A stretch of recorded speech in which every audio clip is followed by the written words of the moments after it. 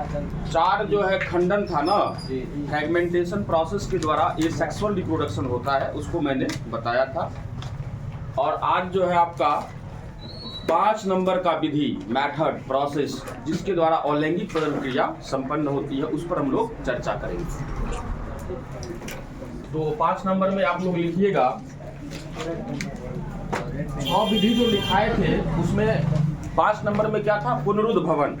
क्या था? पुनरुद्ध भवन।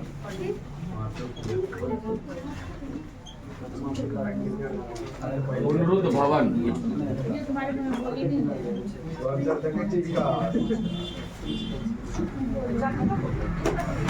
इसको हम लोग कहते हैं रीजेनरेशन।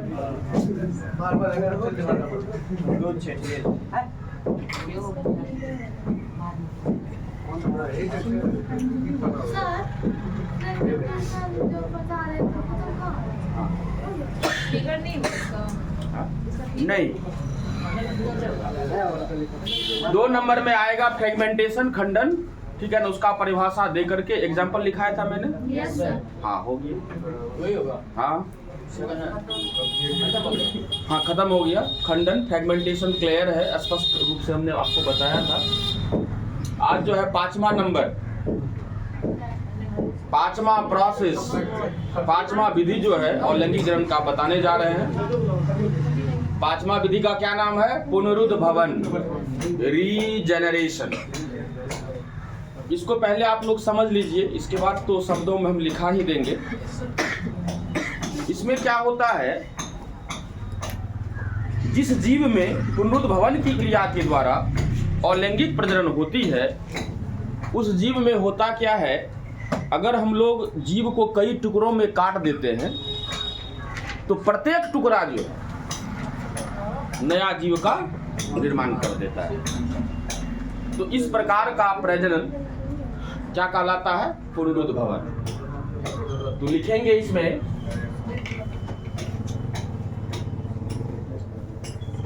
उस प्रकार का अलैंगिक प्रजनन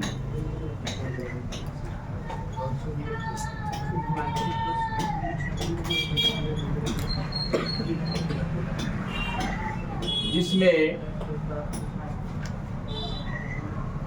यदि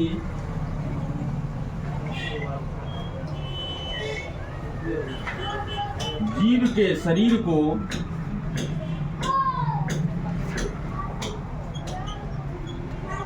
कई छोटे छोटे टुकड़ों में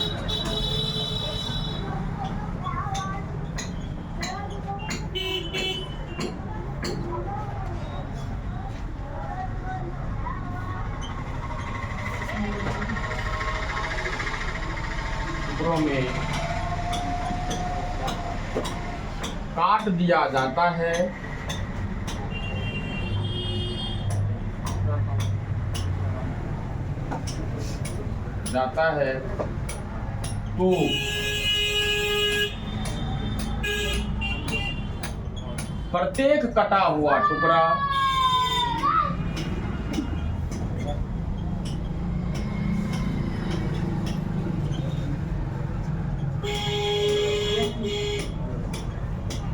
नए जीव का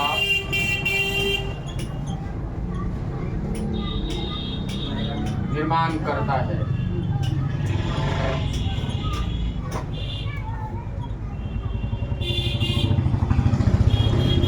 पुनरुद्ध भवन कहलाता है।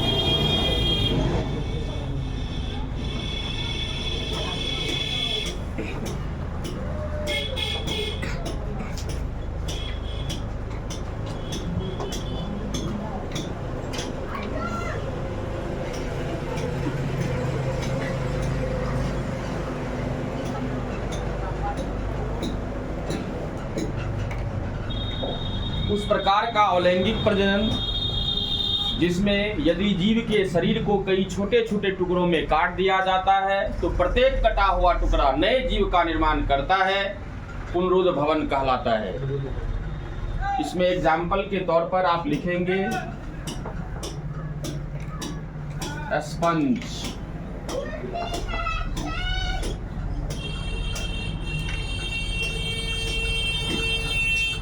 हाइड्रा।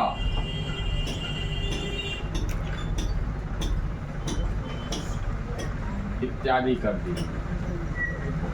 ये भी आपको 2 नंबर में आएगा। इसकी परिभाषा और एग्जाम्पल आप लोग को लिख देना है, कंप्लीट 2 नंबर मिल जाएगा।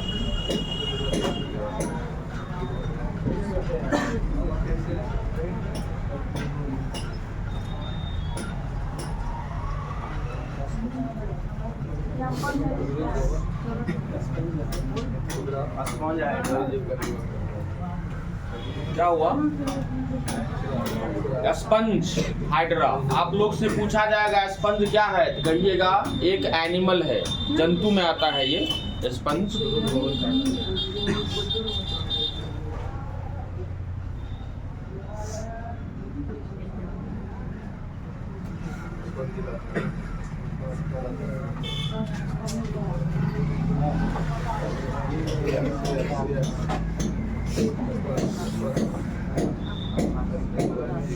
तो आप लोग से अगर पूछा जाए कि खंडन में और पुनरुद्भवन में क्या अंतर है। खंडन में क्या होता था कि जीव का शरीर टूट जाता था, 2 या 2 से अधिक भागों में टूटता था।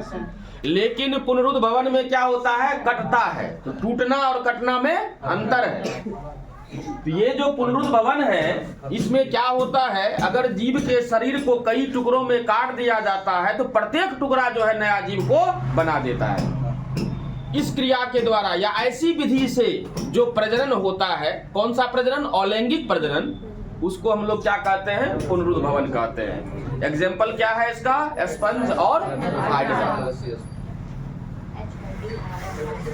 आप लोग छिपकली का नाम सुने होंगे। अगर उसका पूंछ जो है कट जाता है किसी कारणवश, तो पुनः जो है वो पुनर्जनन के द्वारा, मतलब पुनः निर्माण उसका हो जाता है पूंछ का ना। लेकिन नया जीव तो नहीं बनता है। लेकिन आप ये कह सकते हैं कि छिपकली में भी जो है पुनर्जनन होता है, क्योंकि उसके पूंछ का पुनः से निर्माण होता है ना। तो ये आपको 5 नंबर का जो मैंने बताया पुनरुद्भवन, तो इसको समझने में कहीं दिक्कत है किसी को? Anyone have the problem? नहीं ना।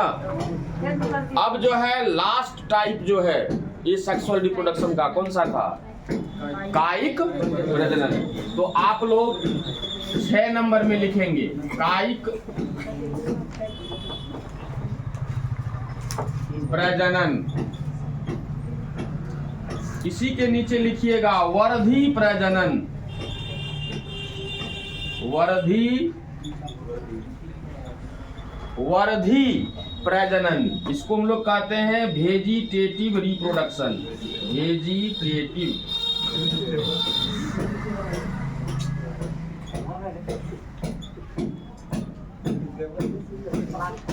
तो 6 नंबर का हेडिंग हो जाएगा कायिक प्रजनन या वर्धी प्रजनन।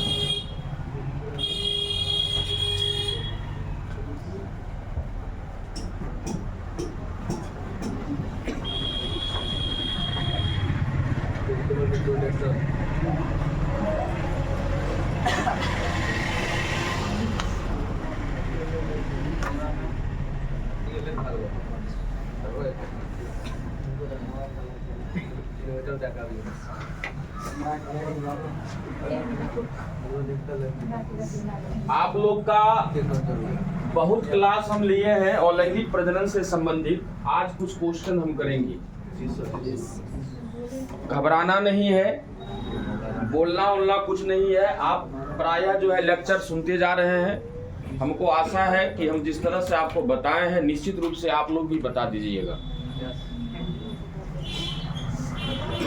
एकदम आसान सा सवाल है गुड़िया कुमारी। देखो पहले डरना शुरू कर दी। आपसे आसान सा सवाल है, आप बताइए कि अलैंगिक प्रजनन में नर और मादा भाग लेता है कि नहीं? अलैंगिक प्रजनन में नर और मादा भाग लेता है कि नहीं? नहीं। गुड, बैठ जाइए। अलैंगिक प्रजनन में नर और मादा भाग नहीं लेता है। ब्यूटी कुमारी, किस प्रजनन में युग्मक का निर्माण नहीं होता है। गुड, अलैंगिक प्रजनन। गुड, बैठ जाइए। तो पहला सवाल मेरा था कि किस प्रजनन में नर और मादा भाग नहीं लेता है, अर्थात अलैंगिक प्रजनन में नर और मादा भाग नहीं लेता है। दूसरा सवाल था कि किस प्रजनन में युग्मनज का निर्माण नहीं होता है। तो क्या था आंसर?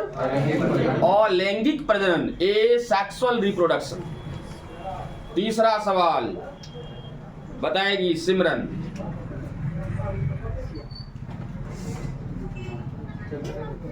किस प्रजनन में युग्मक का संलयन होता है? लैंगिक प्रजनन। गुड, बैठ जाइए। देखिए मैंने क्या सवाल किया था कि किस प्रजनन में युग्मक का संलयन होता है। क्या आंसर होगा? लैंगिक प्रजनन। काजल,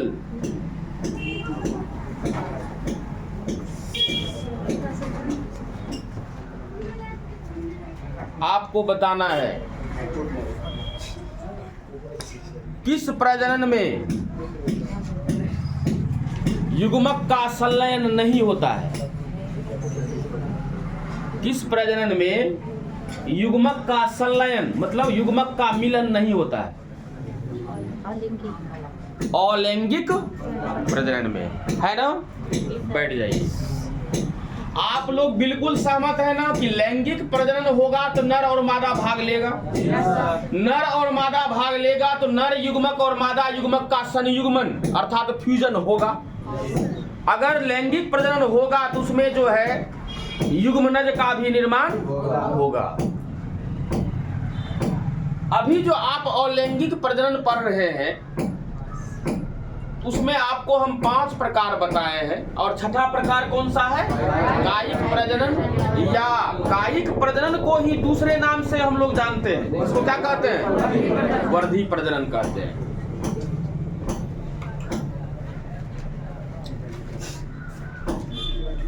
अब देखिए कायिक प्रजनन को सबसे पहले हम लोग डेफिनेशन देंगे। आप लोग में से कोई दे सकते हैं कायिक प्रजनन का डेफिनेशन? बोलोगे सर जी पढ़े लिखे कहाँ से देंगे, है ना? यही बात कहिएगा, लेकिन आज के बाद नहीं कहिए। हमको लगा कि on the basis of your self sense you can define your self what is means of vegetative propagation और रिप्रोडक्शन। जैसा कि क्या नाम है? कायिक प्रजनन। कायिक का अर्थ क्या होता है बोलो तो? काया का अर्थ क्या होता है? शरीर। काया का अर्थ होता है शरीर। यहाँ क्या कर रहा है? काया से प्रजनन।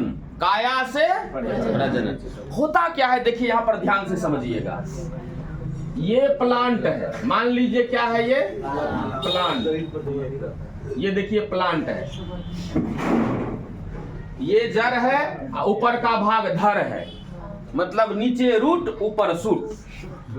नीचे जड़, जमीन के अंदर का भाग क्या कहलाता है? जड़, और जमीन के ऊपर का भाग क्या कहलाता है? धर। कोई दिक्कत नहीं है, ध्यान से सुनो। अब देखिए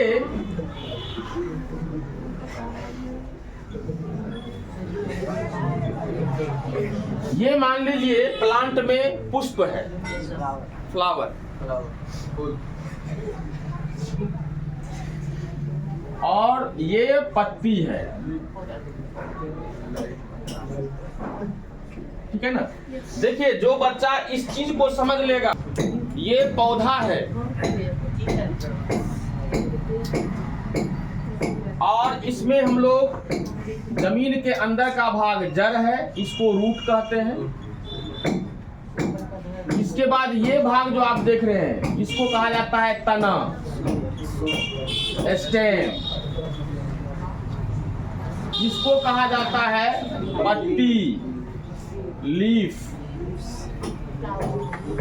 और इसको कहा जाता है फूल, मतलब फ्लावर।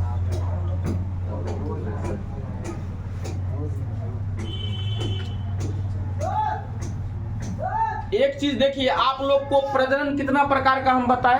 2 प्रकार का होता है, अलैंगिक प्रजनन और लैंगिक प्रजनन। साधारण सा बात है। आप लोग बताएं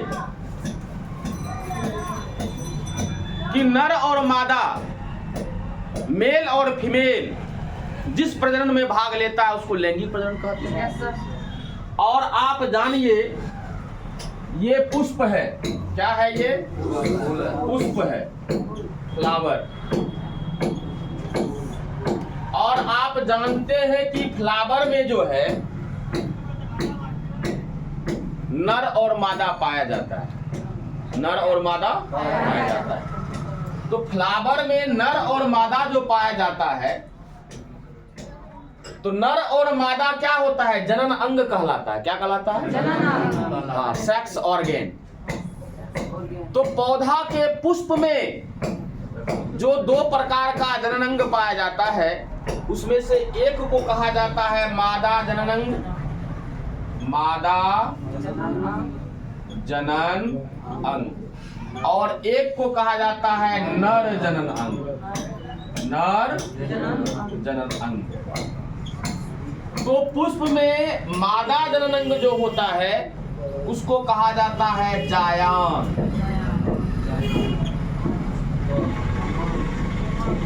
मतलब गाइनोसियम।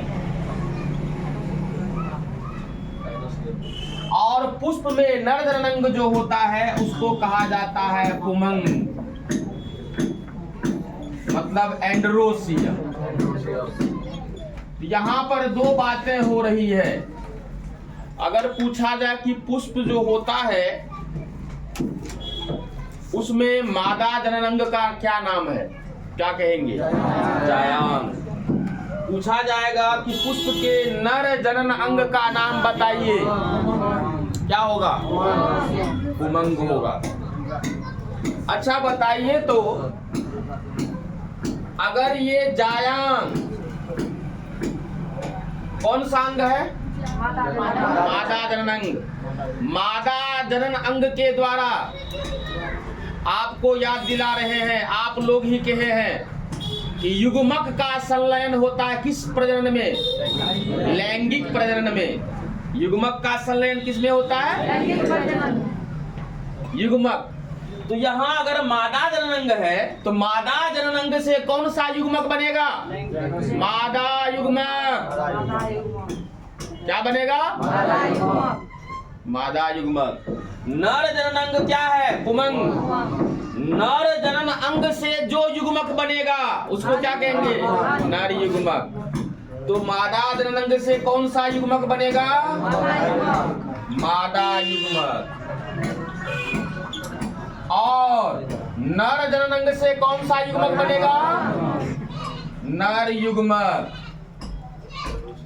अब बताइए, ये नर युग्मक मादा युग्मक मिल जाएगा, क्या बन जाएगा? युग्मनज।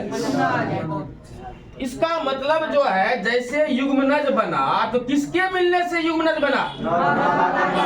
मादा युग्मक और नर युग्मक के मिलने से युग्मनज बना।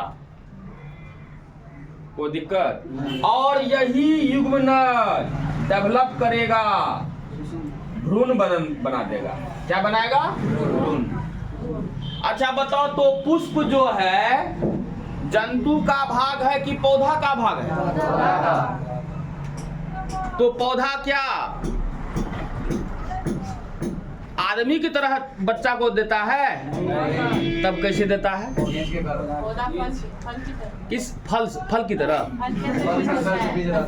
अरे सीधा कहो ना कि बीज से पौधा का निर्माण होता है। तो हम ये कहना, हल्ला मत करो, हम ये कहना चाह रहे हैं कि पौधा में फूल जो होता है उसी से बीज का निर्माण होता है। और आज आप जान लीजिए, चूंकि पौधा के फूल में, पुष्प में मादा जनन और नर जनन पाया जाता है और उसमें लैंगिक प्रजनन की क्रिया होती है, जिसके द्वारा पुष्प से बीज का निर्माण होता है। तो बीज का निर्माण जो होता है किसका? बीज का जो निर्माण होता है तो वो अलैंगिक प्रजनन है कि लैंगिक प्रजनन? लैंगिक प्रजनन होगा। चूंकि बीज का जो निर्माण हो रहा है उसमें मादा जननांग नर जननांग भाग ले रहा है, या कहिए मादा और नर या नर या मादा भाग ले रहा है। मादा का क्या भाग लेता है? मादा युग्मक।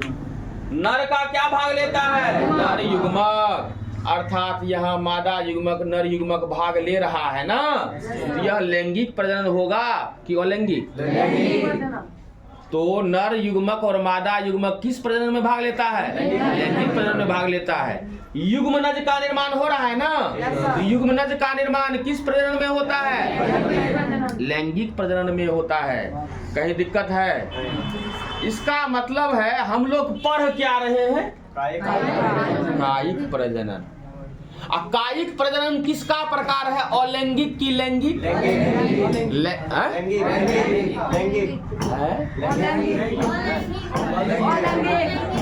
कायिक प्रजनन या वर्धी प्रजनन जो छठा प्रकार है, ये किस प्रजनन का? अलैंगिक प्रजनन का प्रकार है। यह जो है कायिक प्रजनन, हल्ला मत करो, ये कायिक प्रजनन या वर्धी प्रजनन किस प्रजनन का प्रकार है? अलैंगिक प्रजनन का प्रकार है। आपसे एक क्वेश्चन है, इतना तो हम लेक्चर दिए, आप लोग से एक क्वेश्चन कर रहे हैं, बताइए अलैंगिक प्रजनन में कायिक प्रजनन या वर्धी प्रजनन आएगा कि नहीं? आएगा। कायिक प्रजनन या वर्धी प्रजनन किसका प्रकार है? अलैंगिक प्रजनन का प्रकार है, इसलिए अलैंगिक प्रजनन में ये आएगा। लेकिन अगर हम ये पूछे क्या कायिक प्रजनन या वर्धी प्रजनन में पुष्प भाग लेगा? नहीं लेगा। क्योंकि जैसे पुष्प भाग लेगा तो कौन सा प्रजनन हो जाएगा? लैंगिक प्रजनन। इसका मतलब जो है आप लोग समझिए, सिर्फ मनुष्य में ही लैंगिक प्रजनन नहीं होता है, जंतु में ही सिर्फ लैंगिक प्रजनन क्रिया नहीं होती है, बल्कि पौधों में भी लैंगिक प्रजनन की क्रिया होती है। और पौधों में जो लैंगिक प्रजनन की क्रिया होती है उसमें कौन भाग लेता है? पुष्प। कौन भाग लेता है? पुष्प। पुष्प का क्या भाग लेता है? नर जनन अंग और मादा जनन अंग। नर जनन अंग का क्या नाम है? पुमंग। मादा जनन अंग का क्या नाम है? जायांग। जायांग के द्वारा किस चीज का निर्माण होता है? मादा युग्मक का। नर जनन अंग के द्वारा किसका निर्माण होता है? नर युग्मक का। अर्थात पुष्प में नर और मादा होता है। अगर जो है पौधा में प्रजनन हो और उसमें पुष्प भाग ले ले तो कहना लैंगिक प्रजनन हो रहा है। कौन सा प्रजनन? और पुष्प को छोड़कर देखो, पौधों में पुष्प को छोड़कर पौधा के किसी भी भाग, चाहे वो जड़ हो, तना हो, पत्ती हो, पत्र प्रकलिका हो, पत्र प्रकलिका हो, देखो ध्यान से सुनना कि पौधों में पुष्प को छोड़कर पौधा के किसी शारीरिक भाग जैसे जड़, तना, पत्ती, पत्र, परिकलिका द्वारा जब नए पौधे का निर्माण होता है, मतलब पुष्प को छोड़ करके चाहे पौधा के इस भाग से, इस भाग से, इस भाग से, किसी भाग से अगर पौधा नया पौधा का निर्माण हो जाएगा तब उसको हम लोग क्या कहेंगे? कायिक प्रजनन या वर्धी प्रजनन। तो बताइए, अगर आपको कायिक प्रजनन या वर्धी प्रजनन पूछे तो पौधा का पुष्प को उड़ा दीजिएगा और शेष भाग का नाम ले लीजिएगा। हिंदी ठेठी वर्ड कहिएगा कि जब पौधा के फूल को हटा करके पौधा का कोई भाग, चाहे जड़ हो, तना हो, पत्ती हो, उसके द्वारा अगर नया पौधा का निर्माण हो जाता है तो इस प्रकार के अलैंगिक प्रजनन को कायिक प्रजनन या वर्धी प्रजनन कहते हैं। कोई डाउट है तो आप लोग से पूछा जाएगा कि पौधा में किस प्रकार का प्रजनन होता है, तो क्या कहिएगा? अलैंगिक प्रजनन भी होता है और लैंगिक प्रजनन भी होता है। अगर पूछेगा कि पौधा में लैंगिक प्रजनन किसके द्वारा होता है, कहेगा फूल के द्वारा। नहीं करेगा भूल, क्या कहेगा फूल, क्या कहेगा फूल। पौधा में लैंगिक प्रजनन की क्रिया जो होती है किसके द्वारा, फूल के द्वारा होती है ना। और पौधा में अलैंगिक प्रजनन क्रिया ढेर सारे प्रकार से होता है, ढेर सारे प्रकार से होता है। और उन प्रकारों में से भी कायिक या वर्धी प्रजनन जो होता है उसमें पुष्प भाग नहीं लेता है, बल्कि पौधा के पुष्प को छोड़कर पौधा का अन्य भाग से क्या होता है, नया पौधा बन जाता है।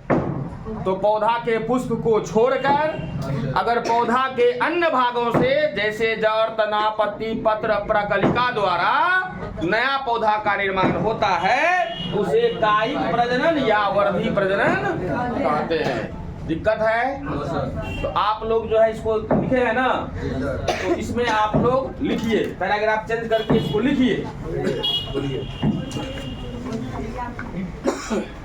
लिखिए उस प्रकार का अलैंगिक प्रजनन कायिक प्रजनन या वर्धी प्रजनन में लिखना है, इसको परिभाषित कर लेना है। उस प्रकार का अलैंगिक प्रजनन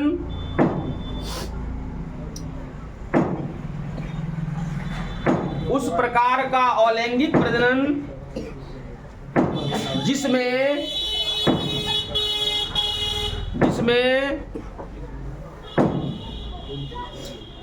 पौधे के पुष्प को छोड़कर पौधे के पुष्प को छोड़कर पौधे के पुष्प को छोड़कर पौधे के किसी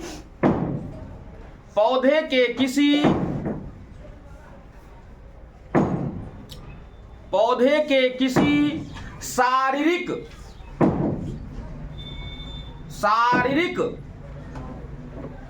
पौधे के किसी शारीरिक भाग जैसे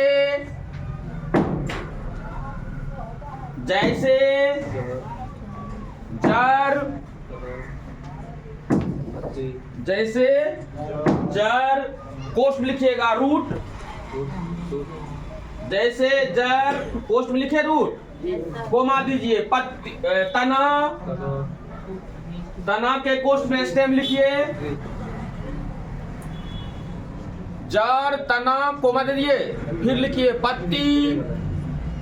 पत्ती कोष्ठ में लिखिए लीव्स, LEAVES लीव्स। पौधे के किसी शारीरिक भाग जैसे जड़, तना, पत्ती, पत्र, प्रकलिका,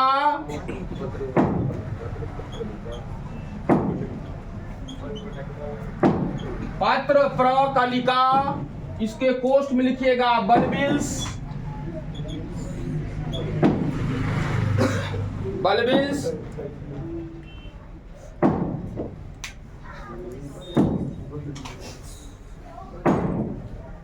जड़, तना, पत्ती, पत्र प्रकलिका इत्यादि द्वारा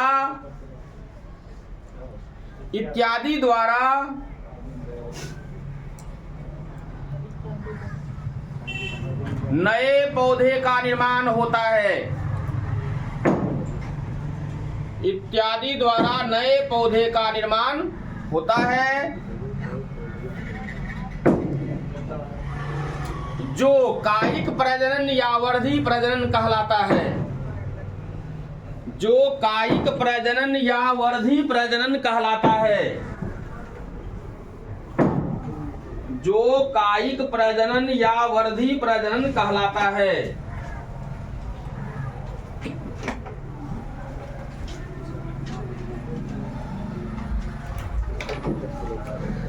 फिर से एक बार मिला लीजिए आप लोग।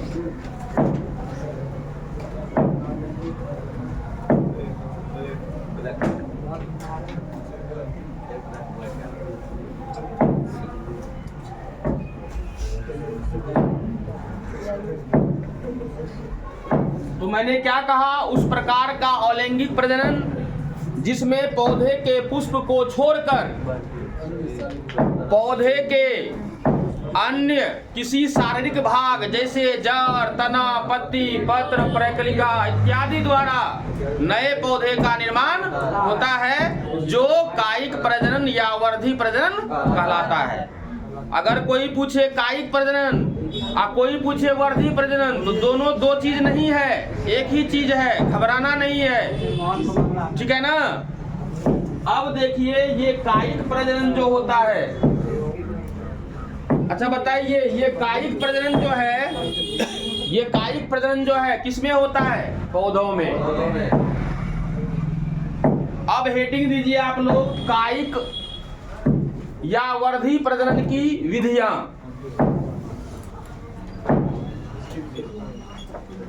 कायिक प्रजनन या वर्धी प्रजनन की विधियां।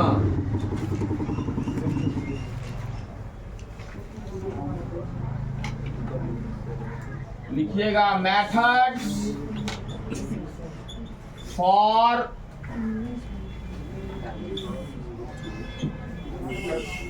Vegetative reproduction.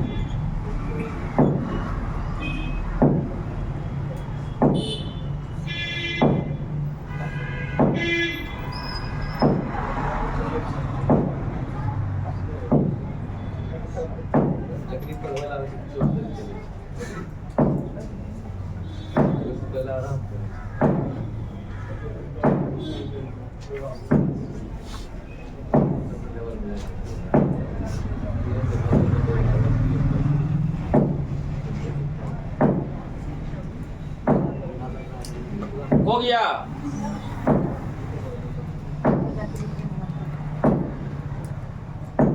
देखिए होता क्या है कि पौधा में ही स्पेशल रूप से, विशेष रूप से कायिक प्रजनन होता है। तो कायिक प्रजनन जो होता है कैसे होता है? तो कहेंगे पौधा के पुष्प को छोड़ करके, क्योंकि पौधा में जैसे पुष्प जो है प्रजनन में भाग लेने लगा तो वो लैंगिक प्रजनन हो जाएगा। यहाँ हम लोग किसका प्रकार पढ़ रहे हैं? अलैंगिक प्रजनन का। तो कायिक प्रजनन या वर्धी प्रजनन जो है किसका प्रकार है? अलैंगिक प्रजनन का। तो पौधा में जो है कायिक या वर्धी प्रजनन जो है विभिन्न विधियों द्वारा होता है। अब बात उठता है कौन कौन विधि द्वारा होता है ना, तो ये लिखे ना कायिक प्रजनन या वर्धी प्रजनन की विधियां। अब देखो इसमें लिखना है मुख्यतः दो विधि द्वारा होता है। इसमें दो विधि जो है उसमें से इस तरह से लिख लीजिएगा। तो पहला विधि लिखिएगा प्राकृतिक वर्धी प्रजनन। तो यहाँ पर देखिए कायिक के बदले अगर वर्धी देंगे कोई दिक्कत नहीं है, क्योंकि मैंने बता चुका है पहले कि कायिक और वर्धी का मतलब एक ही होता है। दूसरा कहिएगा कृत्रिम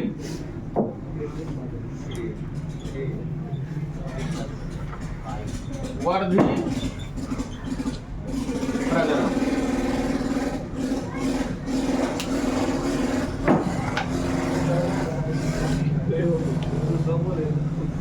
इसको कहते हैं हम लोग नेचुरल वेजिटेटिव रिप्रोडक्शन। इसको कहते हैं आर्टिफिशियल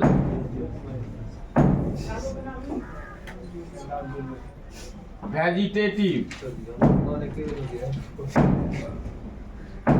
रिप्रोडक्शन।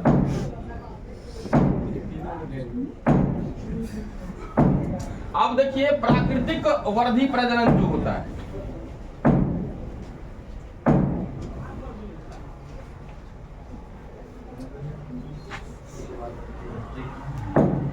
जड़ों द्वारा, दूसरा तनों द्वारा, तीसरा पत्तियों द्वारा,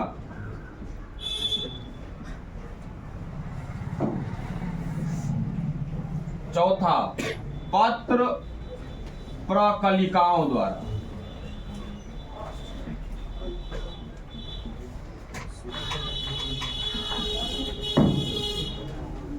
इसको लिखेंगे बाय रूट्स,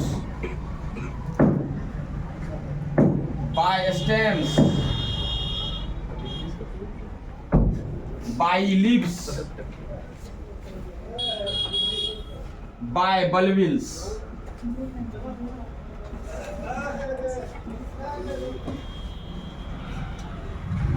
अब तनों द्वारा भी जो होता है,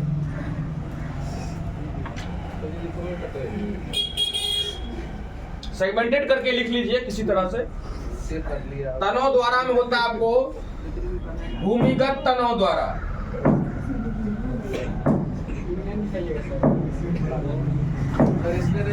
हाँ 7 प्रकार लिखे भूमिगत तनों द्वारा।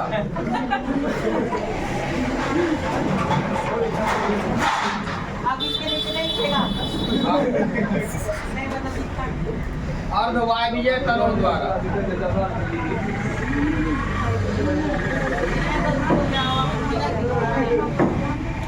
वायवीय तनों द्वारा,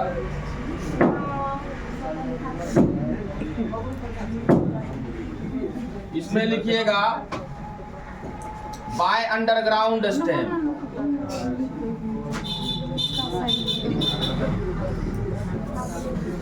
इसमें लिखिएगा बाय सब एरियल स्टेम,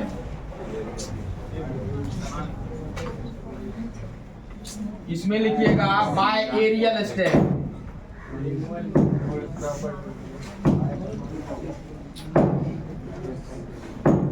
अब ये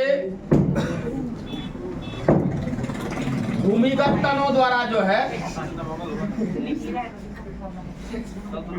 इसमें 4 प्रकार लिखिएगा।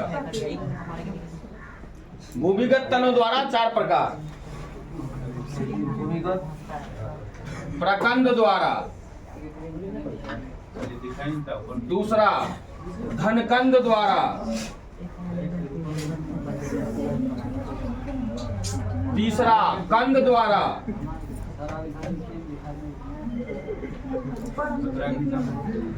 चौथा सलकंद द्वारा।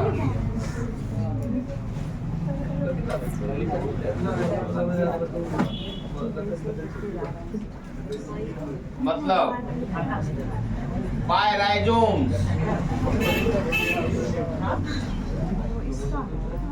Bye corms.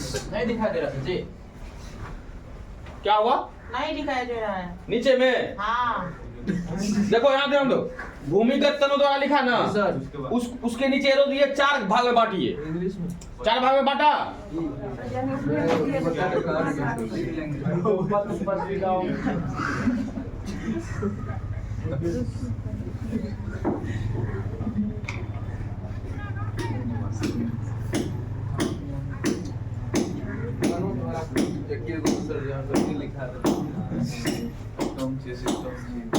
बाय ट्यूबर,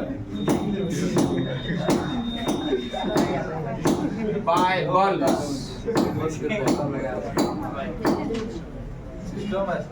एक चीज याद रखना, ये अर्धवायवीय तनों द्वारा जो है, यहाँ ध्यान दो, पहले यहाँ ध्यान देना, गलत हो जाए लिखने में, सब मेहनत बेकार हो जाएगा। यहाँ देखो तनों द्वारा जो है 3 प्रकार लिखे हैं ना, भूमिगत तनों द्वारा, अर्धवायवीय तनों द्वारा, वायवीय तनों द्वारा। भूमिगत तनों को 4 भाग में बांटे हैं, और ये अर्धवायवीय तनों जो है इसके द्वारा भी 4 प्रकार से होता है।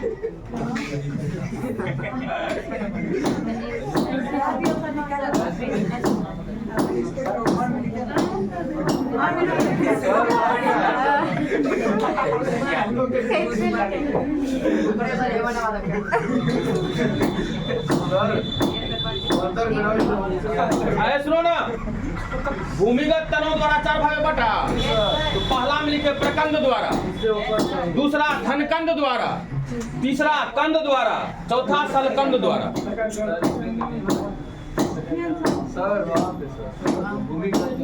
समझियो हो जाएगा, लिखने देगा क्या? आपका बोलो भूमिगत।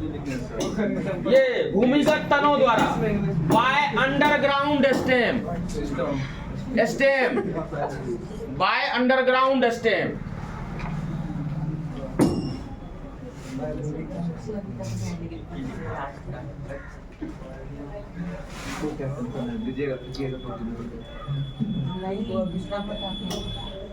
और ये अर्धवायवीय तनों द्वारा जो है उसमें 4 प्रकार से होता है।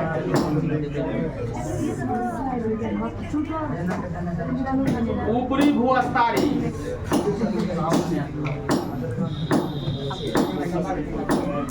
अंत भूअस्तारी,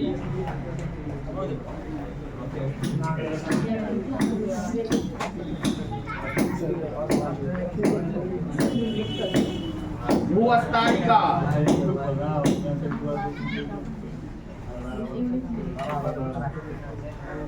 भूअस्तारी, इसको हम लोग कहते हैं रनर, सकर, ऑफसेट, एस्टोलन। देखिए कुछ नहीं है, भूमिगत तनों द्वारा 4 प्रकार से, प्रकंद द्वारा, धनकंद द्वारा, कंद द्वारा, सलकंद द्वारा। प्रकंद द्वारा, धनकंद द्वारा, कंद द्वारा, सलकंद द्वारा।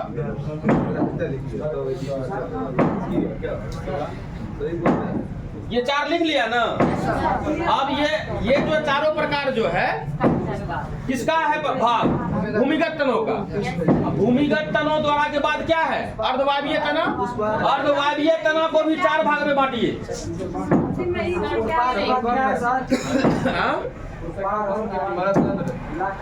क्या बोला? इसमें भूअस्तारी है, एस्टोलन। ये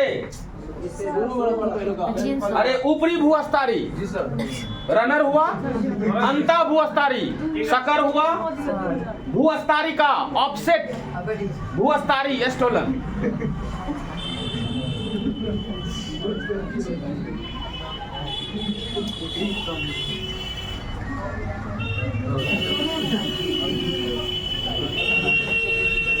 हाँ हेलो, हाँ कर ले, तखने काम भए गेल। आबै छी, आबै छी से लिखल दे हमरा।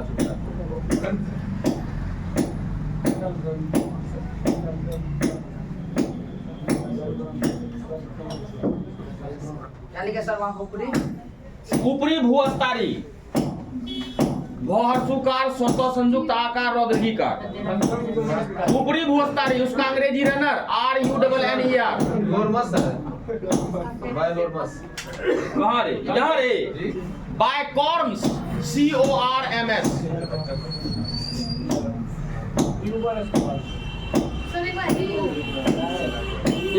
ये चारों लिख लिया तू लोग?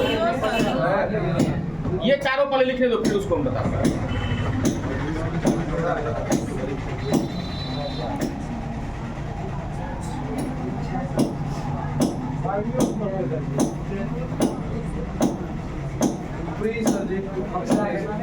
इसमें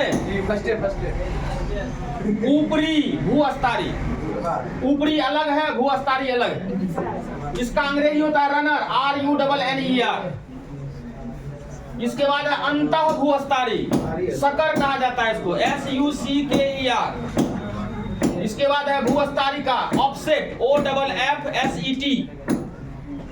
चौथा है भूअस्तारी एस्टोलन, STOLON।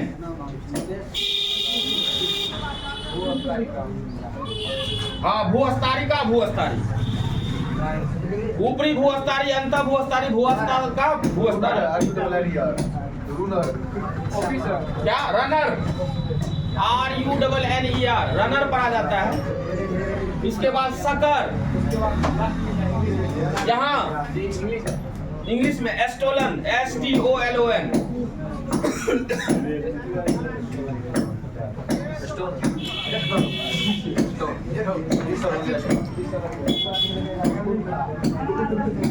तो कायिक या वर्धी प्रजनन जो है विभिन्न विधियों द्वारा होता है, उसमें से सब विधि आपको बताया गया है। भूअस्तारिका ऑफसेट OFFSET। तो आज यहीं तक क्लास हो पाएगा और आप लोग को 2 मिनट शांत सुन लीजिए। कल 26 तारीख है और कल रिपब्लिक डे गणतंत्र दिवस है। आप लोगों को हमारी तरफ से गणतंत्र दिवस की ढेर सारी शुभकामनाएं हैं। और कल क्लास आपकी नहीं होगी, परसों से पुनः सेम टाइम सेम प्लेस आना है। और याद रखिएगा कल तो छुट्टी है। आज कोई पेमेंट भी लाया है? पेमेंट नहीं भी लाए हो तो कल छुट्टी है, तो परसों जो है कोशिश करना। ठीक है, आज यहीं तक।